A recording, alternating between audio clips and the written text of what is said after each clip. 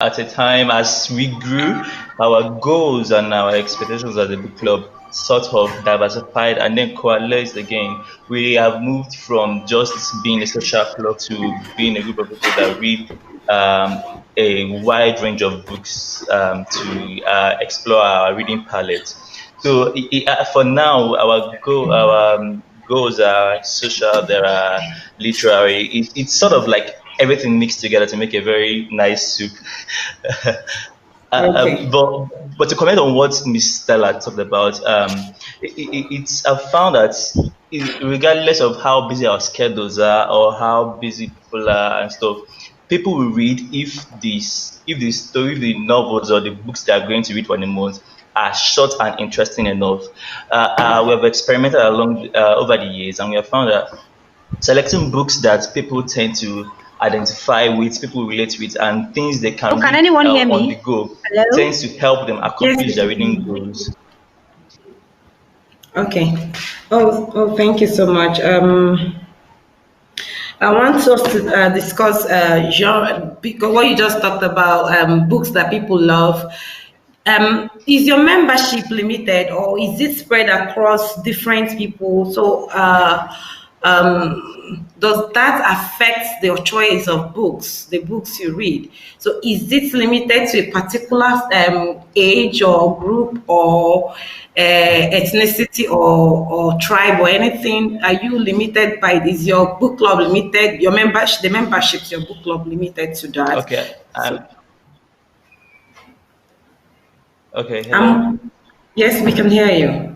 Okay, yeah. Currently, Liber Book Club, for unintentional purposes, our members are largely young adults, people between the ages of 18 to as old as 40, to the best of my knowledge, 35, yeah. But within that age range, our members are very diverse. We have people from all across the country. We have people from different educational backgrounds. You have people from different professions. So within that age bracket, we are not restricted. We are not limited as to who you are and what. But the age bracket is unintentional. I think it's more or less because of who Please, our I need target light. audience is at at the inception of the book club, and how the club has moved along in the past 5 years. Our flyers are usually put up online on Instagram and on Twitter. We tend to invite our friends who are obviously young people like us. Yes, to answer the other question, the age bracket, our membership has influenced our reads. We tend to read a couple more young adult books that will appeal to our particular age bracket, but that does not bar us from experimenting with other stuff. We have read stories and books that are 100 years Okay. old. I recently read Oh, a Russian short story from the 1300s, so it doesn't limit our reading palette per se. okay. Stella, is this also obtainable in Adiva, Adiva Book Um, Club? my book club is open to all. I mean, it's on social Okay. media for now, just because of the Yes. pandemic. So we're not able to come together face to face and meet. So anything that's online is available to all, and it's not a private account. So um, for me, I know that my first audience will always definitely be Nigerians because those are the Of ones who know course. me more. But because I Yeah. live in America, other people Mm. will also join. So Mm. I have to make it dynamic. So I'm not choosing books just for Nigerians or just for Americans. I'm just choosing good books that Okay. no matter where you're from or who you are, you can identify with the book So, itself and all that. Yeah. oh, that's wonderful. How do you choose the books? Do you choose them through voting or rotation, or you as the founder just make a choice and For now, I choose the books myself just to get okay. people, used to the reading Yeah. culture, how we do. Because if you leave it to people to choose, you will not hear anything for 2 months. So That's true. you have to be proactive when you're doing something Okay. like this. You have to pick That's true. something that people will read and enjoy it and want to talk about it. Yeah. Is that what you do, Michael? Do you Um, choose? uh, to an extent, yes. As a curator, I tend to pick I make the ultimate decision as to what books we read each month. However, I try as much as possible to get suggestions from the group members. I ask them, okay, what are you looking to read later on in the year? Is there any book you read recently that you want us to read as a book club? It tends to make the whole process more democratic, and they feel like they have contributed to the process, and it tends to like improve participation. So yes, I make the ultimate decision, but the groups make suggestions. The group members make suggestion as to what we can read, and from the suggestions we tend to select when those suggestions come. Okay. With the in the midst of the first wave of COVID, which was challenging, how did you manage your meetings, Micheal? How did you manage your meetings? Because I understand that Adiva's meetings are usually online, so that is understandable. But what of Liber Book Club? How did you manage your meetings in during the COVID, the first wave of COVID?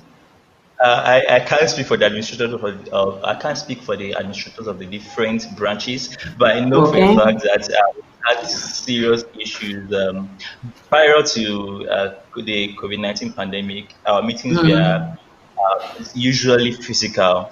Okay. At least once a month, we met at different branches met once a month to discuss the reads. However, this even between the monthly book reads, we have our virtual weekend get-togethers to discuss short stories. But when the COVID-19 pandemic broke out, we had to limit. At some point, some of the branches actually stopped reading totally until we resolved to move forward with virtual meetings, which is Yeah. still currently being operated in our Lagos branch and some other branches. But so it has really affected our meeting schedules and how we hold our club meetings. Both of you make running a book club look so easy, but I know that it hasn't been all rosy for you. So, what are the challenges you have faced so far in running a book club, Stella? Yeah. Um, like I said before, people's willingness to even look for a book that you've Yeah, recommended, let alone find the time to read it. true.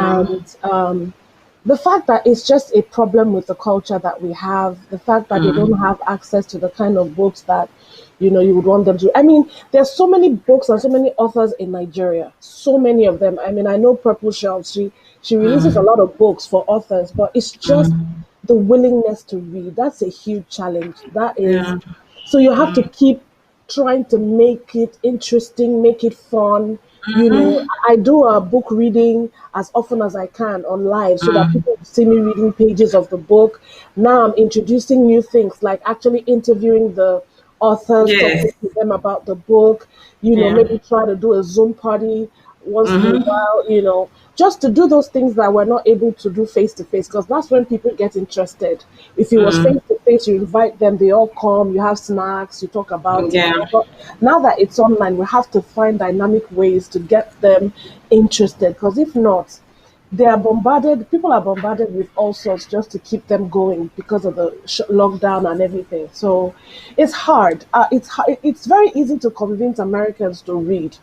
They want to all the time, but for our people, which is why I did it in the first place, because I mean, I wasn't doing it because of the foreigners. They already have a reading culture.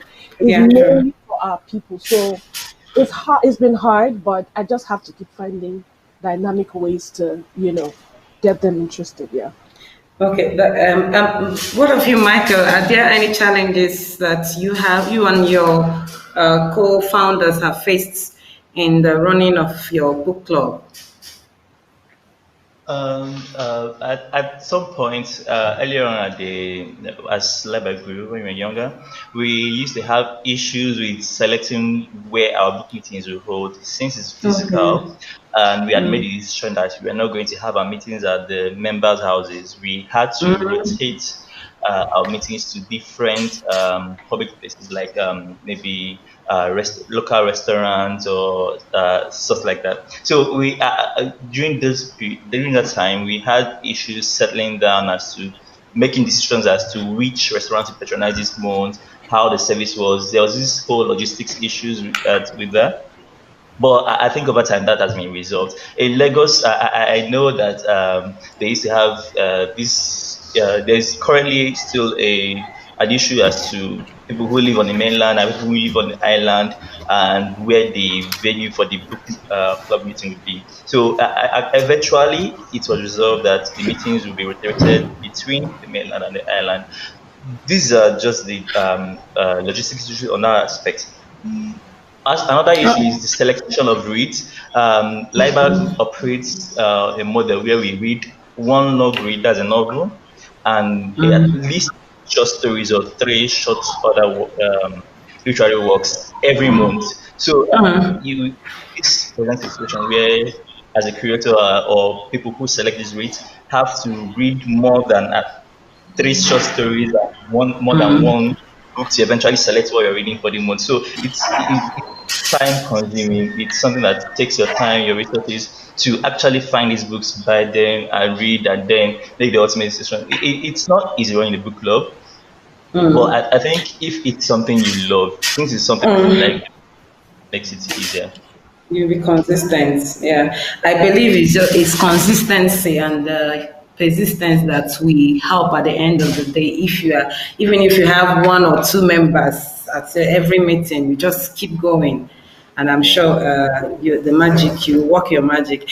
I want to discuss the issue of piracy, because we see it's a problem, especially here in Nigeria.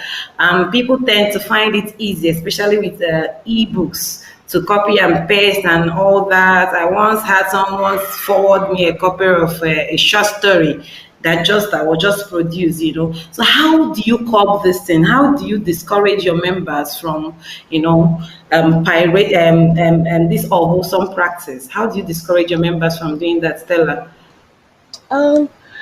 Okay, so it's very difficult to stop people from doing that. But when I pick a book, I always try to make it interesting, and I tell them, you know what you could do? Take a picture of your book and send it to me so that I can post on my page, my personal page, or we could share it when we're doing our live or something. So I try to get them to have physical copies of this, because I'm not gonna lie, I don't like ebooks. I'm sorry.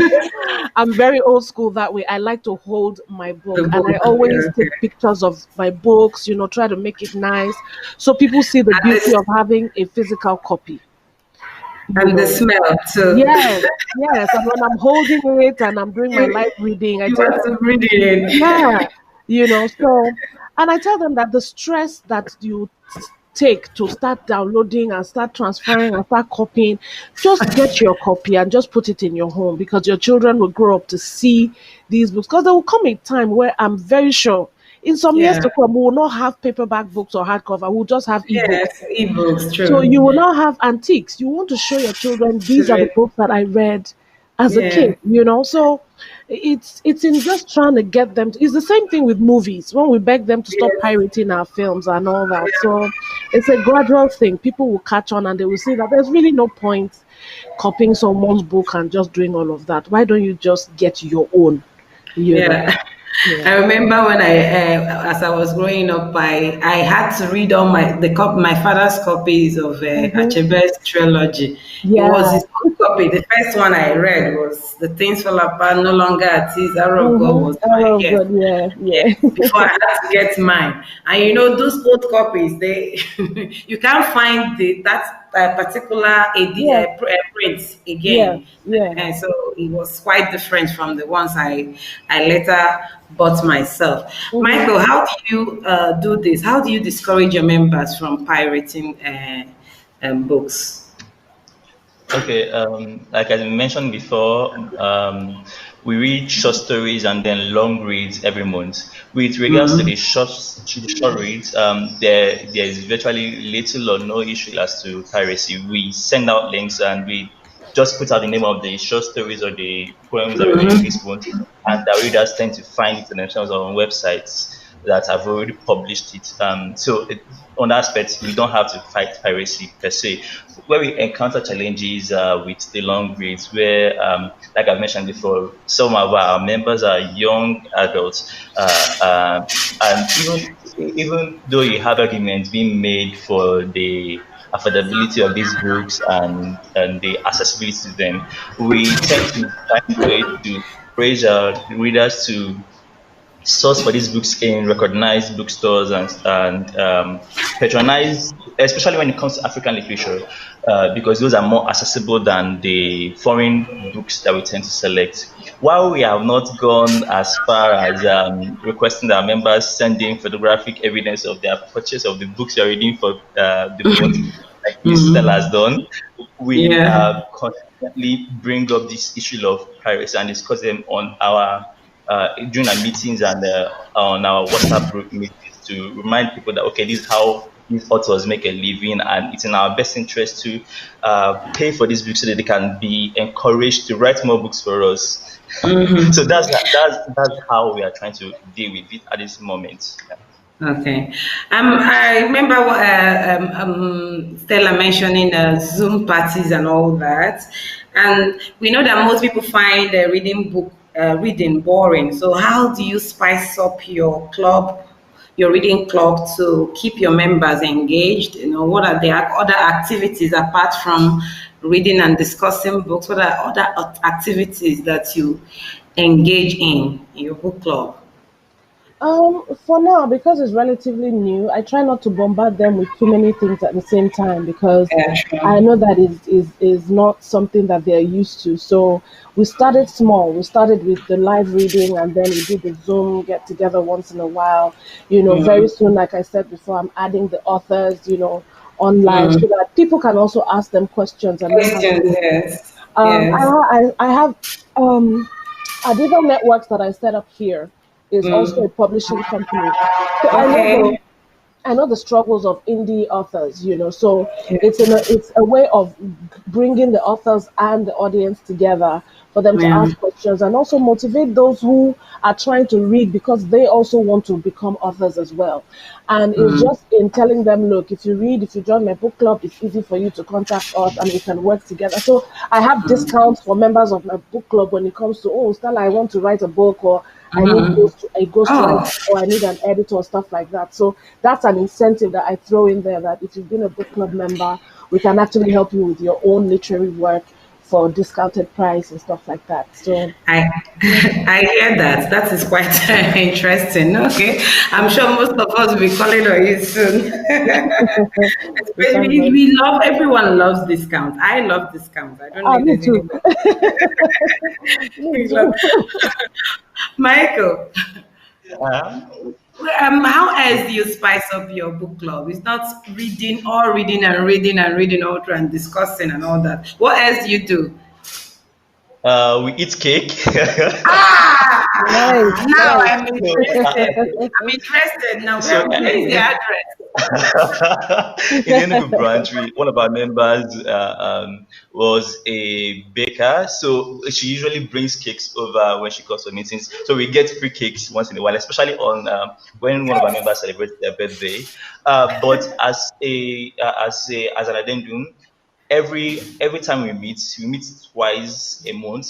Every time we meet, we go for a karaoke get together afterward. So after talking about Adichie or whoever we read for that day, we so go over to one of the lounges in the locality and we sing our hearts out. We take a couple of glasses of drinks, we eat finger foods, we talk, we throw bands, we discuss what happened over the week, and like what this does is that it's sort of like a period where you let off steam and people get to know each other at the same time. So it's sort of like we are doing the literary then socialization afterwards. Apart from this, even though it's not generally a fun thingy, we have had instance where we did book drives where we had people donate books to the book club, and then we eventually went to donate these books to the secondary school. It was fun in its own way because we got to meet some of the students, and there was there's this vibe that we got from the students when we gave the books to them. So on Liber is not all book reading and all talking about books. We have fun too. Oh, that's wonderful. Talking about cakes and other activities that book club founders and members undergo. I want to know who funds your book club. You know, who funds you? Is it the founder or is there anybody? Because I mentioned earlier that a book club is a non-profit society group. It falls under that. So who funds it? I know sometimes there are other activities that need this fund. So who does this? Who gives you the fund, the financial aid to run your book clubs? How do you get that? Okay, at Liber, we don't really contribute. We contribute for causes when we have need to. Yes, but that's very seldom. Usually, we don't even have to contribute. What usually happens is that we have people saying, okay, like the person that brings cakes, she brings it she brings it voluntarily, or maybe somebody pays and then this person's gets some cake. That's how this stuff usually happen. But for the basic logistic stuff, is just your tent to Israel. Everybody does the bit they feel they want to do and they can do in that space. So we don't contribute the money. The founders don't have to pay out of their pocket for everything because there's this whole communal feeling the book club has. Oh, okay. What of Adiva, Stella? Because we are predominantly online, I haven't found the need to raise money for anything.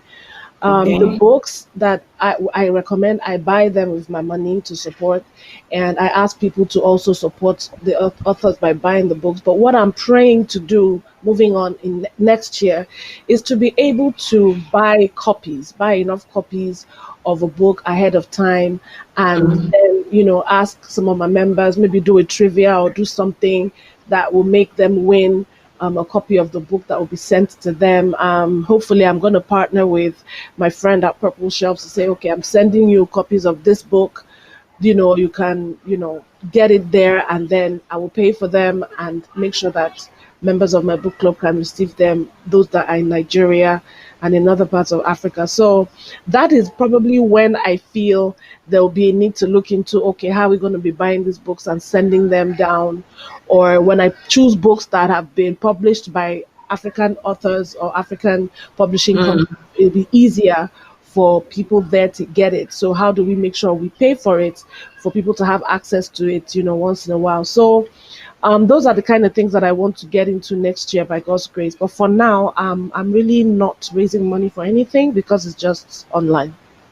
Okay, this is for both of you, Adiva and Liber. What do you think is the impact of book clubs, not just for the general society, for authors? What do you think is the impact of book clubs? Do you think it helps authors too?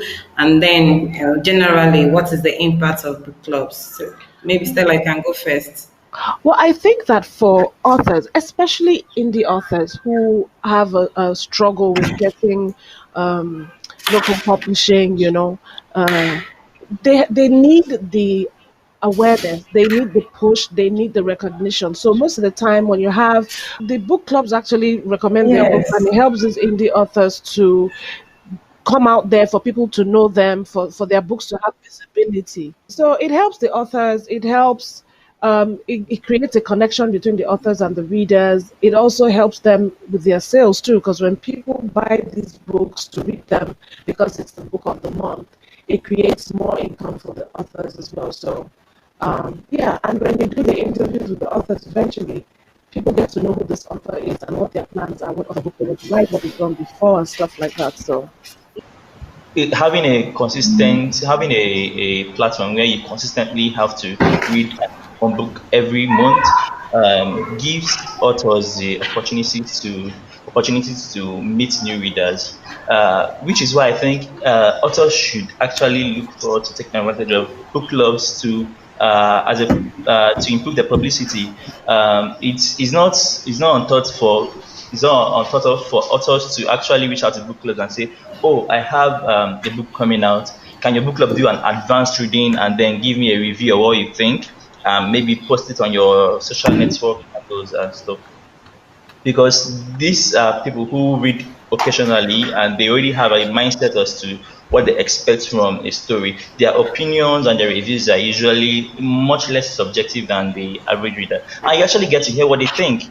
So, yes, book clubs offer authors the opportunity to reach a wider audience and makes a little bit more money than they would, at least if at least 10, 15, 20 people buy the books in one in a book club, and you have maybe 5 book clubs patronizing in that month. That's money in the bank. I can Hello. hear you. Okay, Chidiebere has gone. She said her battery was low, so she had to leave. So okay. Well, I think I have to carry on from where she stopped. So what did I ask? Well, I had a question in mind.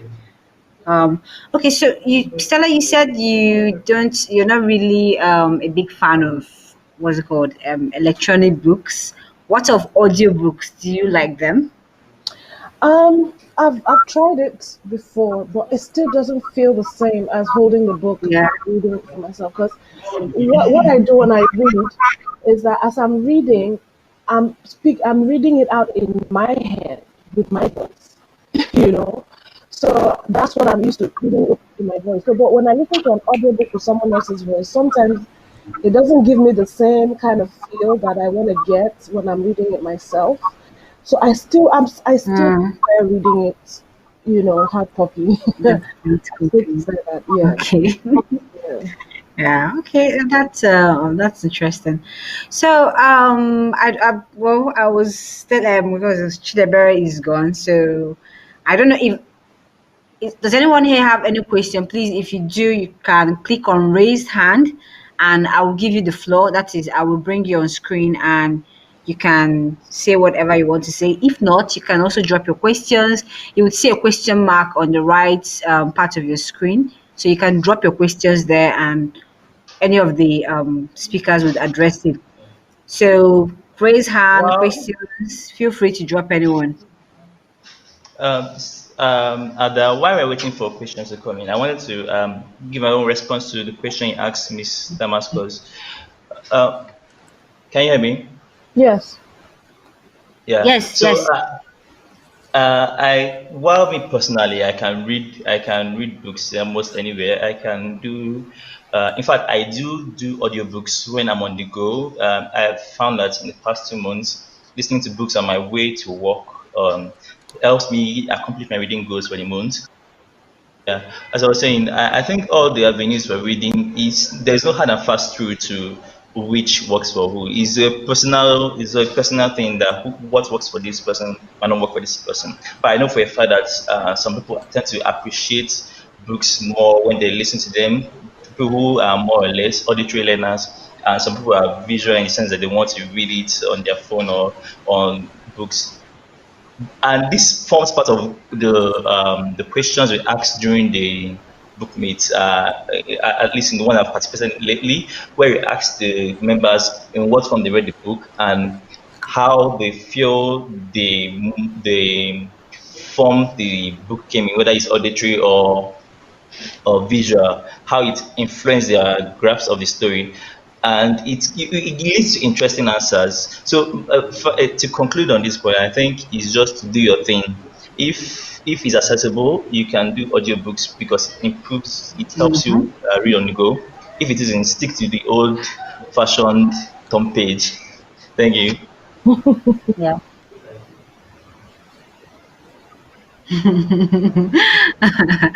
Yeah, I agree with you.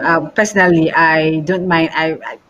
But I love every format. But yeah, I may be partial to print, but I'm comfortable with the ebook and audiobooks. They all work for me. Okay, I would Stella, please, for your book club, if one wants to join, since you said it's open, it's virtual. Mm-hmm. If one wants to join, how do they go about? Is there a link, a WhatsApp link, or is it on a Facebook meet? How do you do it? It's on Instagram. If you just join On Adiva Book Instagram. Club, yeah, just join Adiva Book Club on Okay. Instagram. Everyone is welcome. where we read Mm-hmm. every month. We pick a book, we read it together, we do the live reading, we talk about it and stuff like that. It's fun. So anyone, Oh, yeah. okay.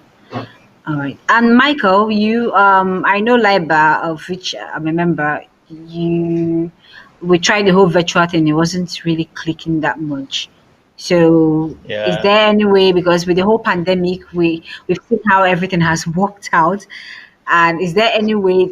Of course, we also tried to do the WhatsApp thing, and I don't know. I think our schedules throw off the whole thing. So how do you think at Liber we can like leverage on social media, like how Stella is doing to, moving forward?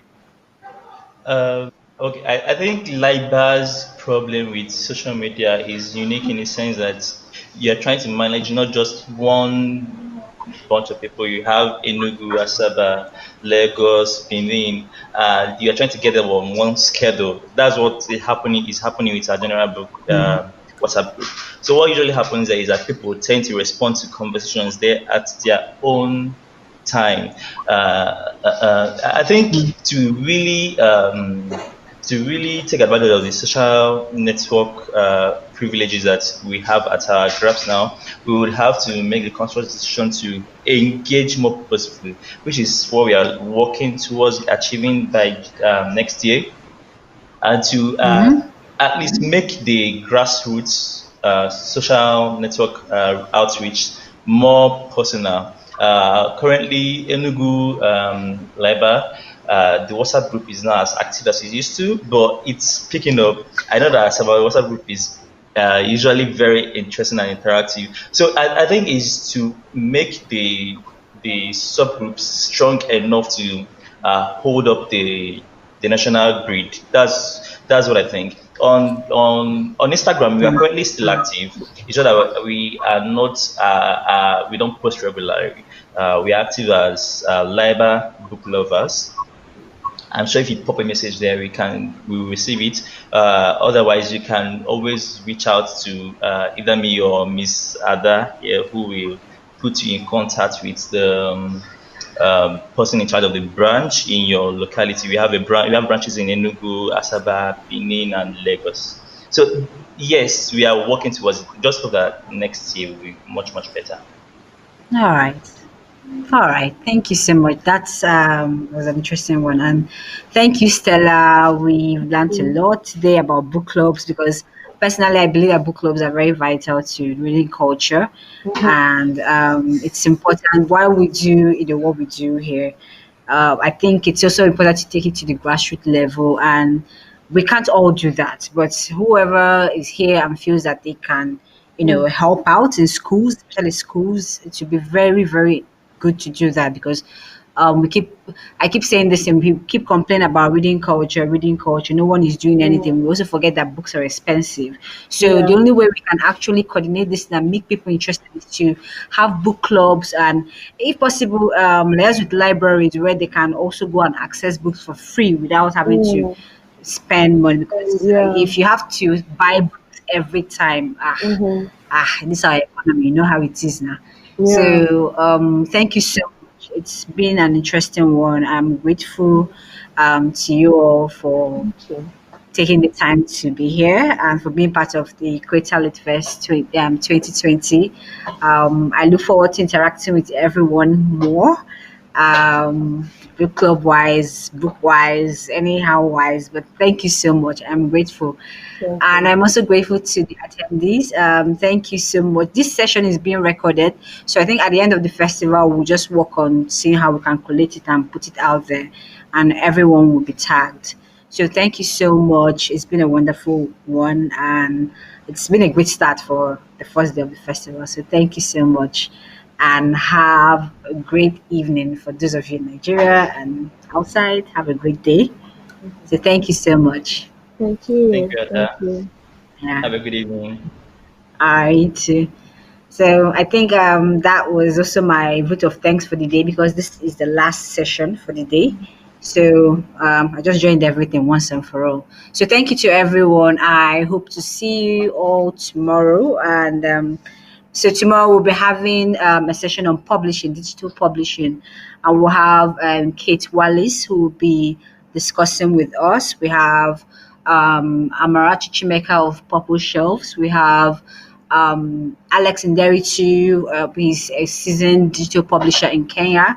And then we have Ahmad Datsin of Aku Audiobooks. I mean, I really want to talk to her because I don't know how she's doing it. So I'm looking forward to speaking to all of them. And I hope you'll also be part of it. Tomorrow we'll also be having our Sorosuke session where poets will be delivering, poetry on the answer in support of the NSAS movement. So please be a part of it and join us.